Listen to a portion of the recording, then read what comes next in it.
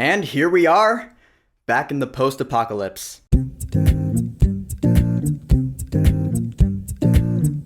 Furiosa, a Mad Max saga. So Furiosa is an origins movie of sorts about the character Furiosa from Mad Max Fury Road, which came out about 9 years ago. Furiosa was played in that movie by Charlize Theron. In this movie, she's younger, so she's played by two different people. As a kid, she's played by Lila Brown, and around my age, she's played by Anya Taylor-Joy. This movie is her upbringing, her constant struggle and hardships, dealing with this post-apocalyptic Australian wasteland, and these huge groups of people, one led by Dementis, another led by Immortan Joe. Furiosa is on a quest for vengeance. Now, here's my brief history with the Mad Max movies. The first one I saw was Fury Road when it was in theaters. That's the fourth movie, mind you, so I remember walking out completely hating it because it didn't make any sense to me. I didn't know the context. I just didn't get the movie. Fast forward about 9 years later, over this past week, I watched the first two movies. I unfortunately didn't have time to watch 3 Beyond Thunderdome, but now that I had the context, I rewatched Fury Road again, and so yeah, now I get the world. So now let's talk about this movie. The character of Furiosa, yeah, she is like the standout character from Fury Road. She was plenty fleshed out. This movie fleshes her out even more. In Fury Road, she explained that she was stolen as a child, so in this movie, we see that happen, and that's when she's played by Lila Brown, which is the first hour of the movie. I'm not even exaggerating. It is the first hour. I clocked it in. This movie being 2.5 hours long, though, I guess it is justified. Lila Brown is great, though. I know she's gonna be Maria in Sonic the Hedgehog 3. I didn't think this would be the first movie I saw her in, but she definitely proves her acting chops here. And then, of course, Anya Taylor-Joy. I mean, what more is there to be said about her? We all know she's a great actress at this point. She crushes it in this movie. For me personally, one of the most alluring things about Anya Taylor-Joy has always been her eyes. They are just noticeably big, beautiful, hypnotic, mesmerizing. But in this movie, I really noticed that in particular. She does a lot of acting with her eyes here, and yeah, that is because she does not have a whole lot of lines of dialogue, just like Tom Hardy as Mad Max Rockatansky in Fury Road. But it really works for her. I mean, she does have dialogue, and those scenes where she speaks, they're great, and she's great in them. But you do understand why Furiosa doesn't talk a whole lot, because she's traumatized from her shitty childhood. She's really easy to sympathize with. But if we're gonna talk about the character that steals the movie,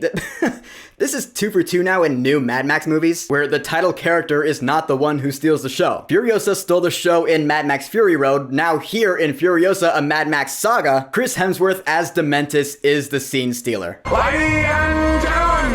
Although actually throughout most of the movie, I wouldn't have said that. I mean, yeah, he's certainly fun to watch as this psycho in charge of a bunch of people, but I would have said that Furiosa is just as relevant of a character. It wasn't really until towards the end, and no spoilers in this video, but it was then I was like, oh, okay, yeah, this is the scene where Dementis, played by Chris Hemsworth, who I'm sure had no idea he was being filmed throughout this entire movie, this is when he's stealing the show. Yeah, Chris Hemsworth is awesome in this movie, dude. He had the personality, he has the dialogue. His lines in particular are really interesting, and I don't want to elaborate further than that because that would be delving into spoilers, so all I'm gonna say is that his lines are interesting, and move on. But other than those two characters, Furiosa and Dementis, no one else really stands out. I mean, there is one other character who does, but that character wasn't really showcased in the trailers, so I do consider that a spoiler, so not here. Can't talk about it here. So just moving on to the movie now. This movie, in atmosphere and tone, is very similar to Mad Max Fury Road. It's the same kind of setting, the same kind of color palette, that sense of hyper-realism that George Miller, the director, created back in Mad Max Fury Road 9 years ago, where the colors are really exaggerated, nighttime scenes are shot day for night style. It's really visually appealing. Although a few times this movie insta-brights. It's gonna be a dark scene, you're comfortable, and then boom, instantly a flash bright light, start the next scene. I'm like, oh god, really? Yeah, I hate that. Don't do that. But whereas Mad Max Fury Road feels like one big long 2-hour car chase scene, just all action all the time for 90% of it, Furiosa, a Mad Max saga, while it does have its big long action scenes, it also does have more character development and world building, more so than Fury Road, I feel. And it's actually pulled off really well. Again, you do feel sorry for Furiosa and her shitty situation, so her character is plenty built up, and there is more world building. Like in Fury Road, you heard about these places like the Bullet Farm and Gas Town. In this movie, you see these places. I always appreciate good world building, so I gotta give this movie props for that. I mean, this is a spin-off after all. That's what they're supposed to do. So yeah, good world building and good character development, but again, this movie being about 2.5 hours long, don't worry, there is still plenty of time for big, long, drawn-out action sequences. And they're in here, and they're every bit as big and huge as you remember from Fury Road for the most part. Like you've heard, there is noticeably more CG in this movie than there was in Fury Road. Some of it actually doesn't look so good. Most of it does, but there are a couple of scenes where I was like,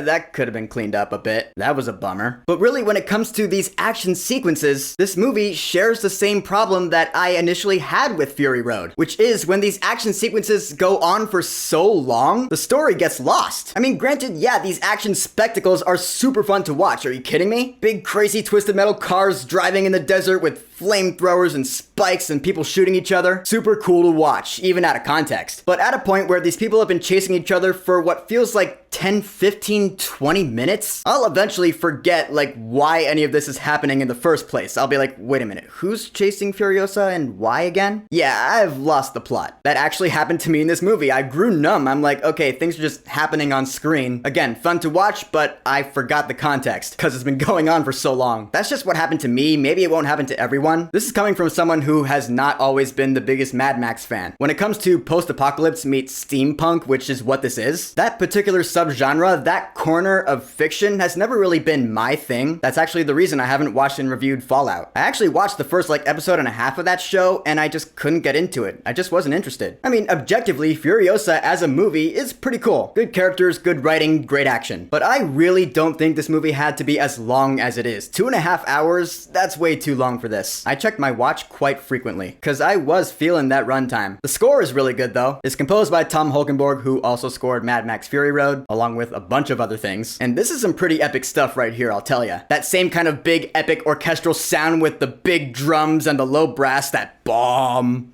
That was really cool to hear from the big IMAX speakers. Dude, the sound in this movie, yeah, it is awesome. The bass was jacked the fuck up for this one. And I felt it, dude. My seat was vibrating. That's what I'm talking about. I want to feel movies when I watch them. I feel like Mad Max would be a really sweet ride at a theme park. I imagine Warner Brothers must be talking to someone about that, because I'd probably ride the shit out of that ride. But in the end, Furiosa, a Mad Max saga, I don't really see myself watching it again, or at least anytime soon. But it is really well made. The characters are really cool. It has its enjoyment. It also has its slowish parts, which includes some of the action scenes, strangely. Again, they just go on for so long that I lose the context of the story. This movie did not have to be 2.5 hours long, in my opinion. All in all, for Furiosa, a Mad Max saga, I will say, wait until this movie's at a matinee price, then go see it. So, Furiosa, a Mad Max saga. Have you seen it yet? What are your thoughts on it? And if you're a Mad Max fan, what is your favorite Mad Max movie or story of them all? Whatever you think, go ahead and leave a comment.